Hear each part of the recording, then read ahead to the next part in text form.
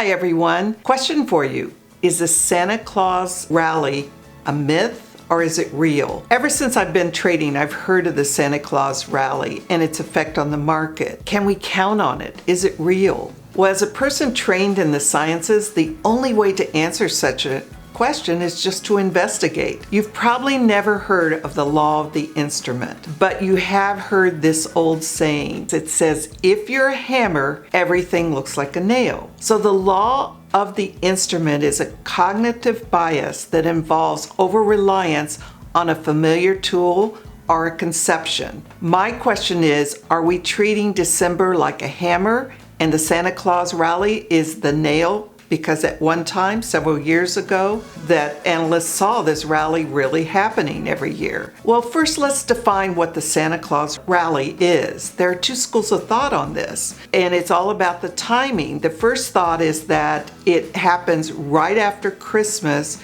through the first couple of days of New Year. And the second scenario suggests that it is the week leading up to Christmas Eve. We're going to look at both of those. Over the years, many analysts have tried to speculate about the reasons for the Santa Claus Rally. They perceived the causes included an overall holiday season spirit. Retail traders were really high and bullish, and institutional players at that time tended to step back from the market. So what we're looking at is 2012. It was the last quarter through the end of the year. And think about 2012. Obama had just gotten reelected. We were kind of coming out of the global financial crisis. It was at least under control. There was a major stimulus package out there for healthcare and financial reformations. So it was the end of the U.S. military presence in Iraq also. So lots of things were going on. Now let's look at the week before Christmas. And we're going to say who won, Santa Claus or the Grinch? Well, you can see right there was a rally right before Christmas in 2012. So Santa Claus won. And then right after, the Grinch won because it was going sideways slightly down. So here's 2013, and you can see the week leading into Christmas, Santa Claus Rally was in effect. And right after Christmas, it was also in effect. It was going up slightly. Now, right after the New Year's, you can see there was a down day. That's not atypical at all. Here's 2014. Again, Santa Claus Rally right before. And then the Grinch took over right after Christmas.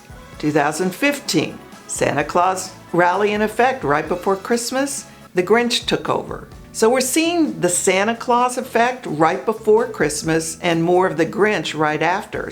We're at 2015. Here's 2016. Well, it was flat as a pancake and slightly down, so the Grinch won that season. Santa Claus didn't have a chance right after Christmas. It was the Grinch all the way in 2016. Here's 2017, again very flat leading into Christmas, and then a downturn right after Christmas. So again, the Grinch won out in 2017. Here's 2018. The Grinch really won in 2018. Going into, I don't remember what happened there, but bad. And then Santa Claus took over after Christmas. Here's 2019. You can see Santa Claus was in effect. It was slightly up. It was a rally. Santa Claus was still in effect there too. And here's 2020, slightly down right before Christmas, and slightly up right after. And here's last year, slightly down and slightly down. So overall, this is the total. The week before Christmas, it was 5 and 6. Santa Claus won out just by 1 week there. And after Christmas, it was 5 and 4.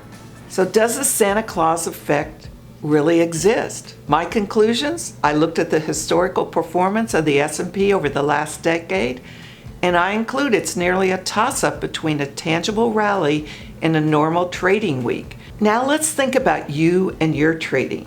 Rather than just going around being a hammer, hitting everything you think is a nail, I would advise you get some education.